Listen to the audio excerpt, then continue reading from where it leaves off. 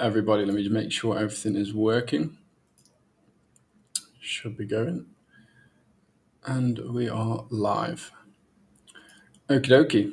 All good. So, Bitcoin, it had a drop on Friday. Let me get my screen up. Okay, let's talk shop. So, yeah, big drop on Friday. Okay. Interesting move. It's left us with, some rather large single prints. The single print is in an interesting area. It takes us right from where the previous day high is now, because obviously we've made our way up into it a little bit over the weekend, all the way up to this gold pocket above us. So, I did put a clickbait title. Apologies, but is the bull market over? Fuck no, it's definitely not. It really is far from it. I need to just open up EXO just to talk about some things on there. But yeah, let's talk about the move down, how one could have traded it, and to be honest with you, where price is going to go from here. And that is EXO charts opening up. Okay. Yeah, so big move down. How you could have traded it? Well, very simple, very simple. Really don't have to go too far into it to look at what occurred. You SFP'd the highs, okay? You took the highs. Now, could it have gone up?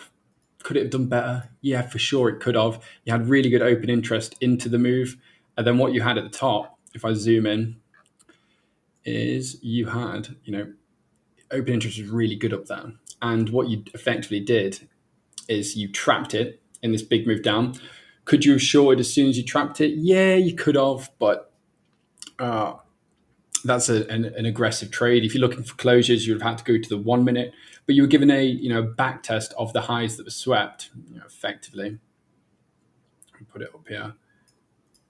It's not quite touching onto that one. You were given a back test of the region. Okay, back test of the region, back test of the highs, the swept, back test of the open interest that were trapped, locking those traders in, locking those long breakout traders in. Unfortunate for them, unfortunate for us that were looking for higher prices. But once you've trapped the traders, locked them in, and as you continue to move down, you're then trapping more longs. Price is going to continue until it takes them out, and you're getting a slow bleed. What happens with slow directional moves? Well, they continue in that direction, okay, and that's when you had the big drop. Tons of CVD, falling out of the market. The indicators popping off loads on Friday evening. Well, for me, it'd be morning, afternoon time for you guys. But where does that leave us? Are we bearish now? And to be honest with you, no, I'm not bearish at all. I think that though it's not it's not an unhealthy drop. Would I have preferred price to go up? Fuck yeah, who doesn't like prices going up? But the probabilities still on the high time frame lie to the upside. You can't ignore that. We're in a big uptrend. We've bounced from the range point of control, not last week, the week before. Bounced from there, got a really nice move up last week, and yeah, just tumbled a little bit towards the weekend.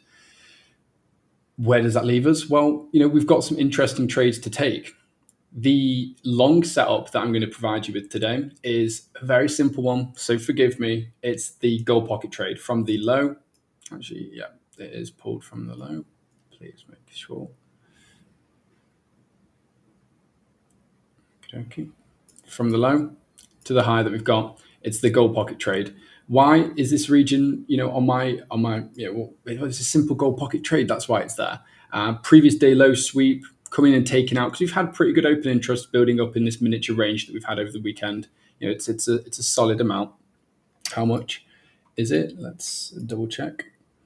Oh yeah, almost 3.6%, almost 3.7. It's a solid amount of open interest in this range. So, and the interesting thing is that the price action today has been down. Have we had big wicks to the downside? Could we call this a bottom? Yes.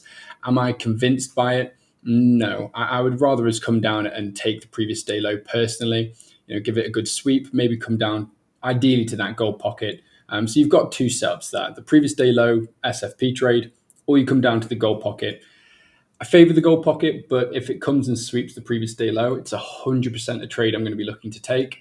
And the reason for it is, as you've been making your move down, you have had a large open interest increase coming in with the move down. Where do I flip? Bullish Well, you've got to get above the day open.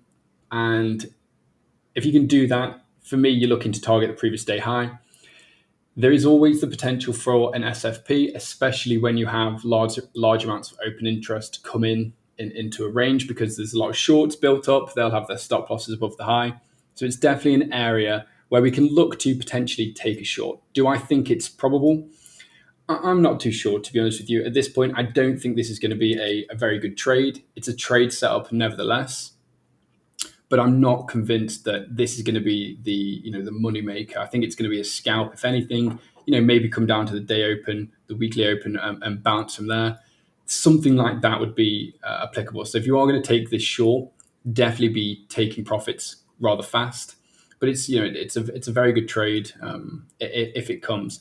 The reason I'm not convinced by it is purely based on the fact that you're back entering the SFP. Now let's just talk about the SFP.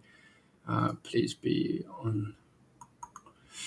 Yes, it is. Okay. So let's talk about the SFP. There's the single print. Apologies. Yeah, so the big single print from Friday. So you guys know how I like to do these single prints. I will extend it from here all the way up to that point. The reason for that is if I expand this TPO profile, if it's going to let me, there we go. Expand candles, you can see that where it's breaking up the single print, it's just as one candle flicks to the next. For me, it's irrelevant. I'm more than happy to pull that as my entire single print. So, we've tested it on Saturday, come into it quite a bit on Sunday, and we've rejected effective from that region today. I think if you're going to make your way back up and start testing it again, fuck it, come close it, if you ask me. And where does the closure take us to? Well, up and around that gold pocket, which is going to be a really interesting area because it's very basic support and resistance. This area was support while we were up there. Are we going to turn it into a resistance? Because we've had a large amount of open interest increase up there as well. I just think that this area is going to be resistance. I think it's going to be a pretty nice trade. Now, take profits on that. You're really going to have to wait for what is occurring around that time. You look for the VWAPs, look for old highs, look for lows in the market structure to be taking profits from. But I just think that this is going to be resistance. It just makes sense to me. It's definitely an area that I'm going to be looking at. But if we come up there and don't reject, giga bullish. Like I think that's it. And if you can make your way back into this range, I think it looks very, very healthy. It really will. But it's just an area of interest for us to take trades from. Okay, so those are the two short setups I'm looking for: the gold pocket from the high, and potentially the SFP of the previous day high. Maybe just for a scalp though.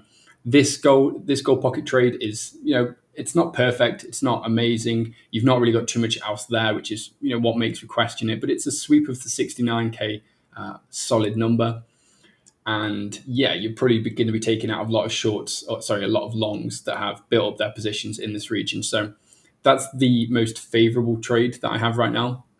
A long from a little bit lower.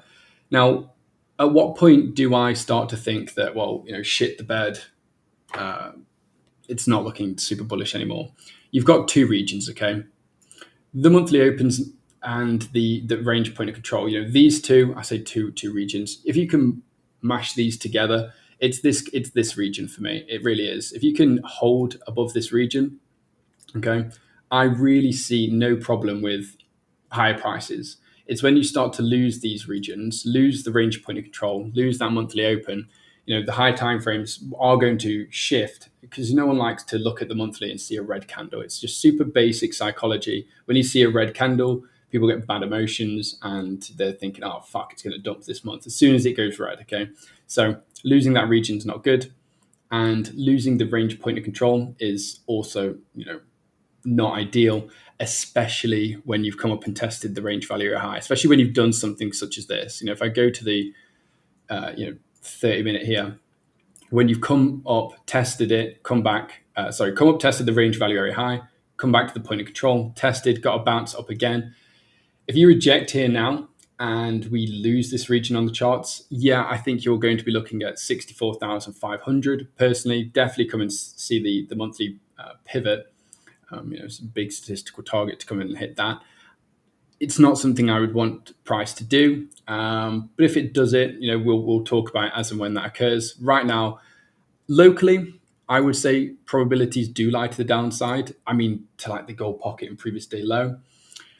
But high time frame analysis doesn't change. I'm still expecting higher prices. And if you are to get above the day open, get above the previous day high, the local probabilities completely shift. And for me, I'm looking to come and test that gold pocket.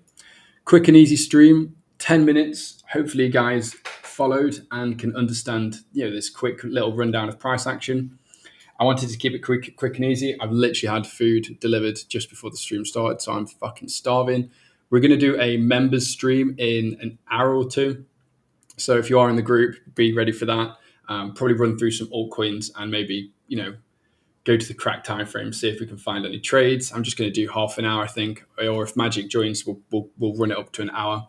But yeah, appreciate you guys tuning in. Hope you all had a good weekend and happy trading.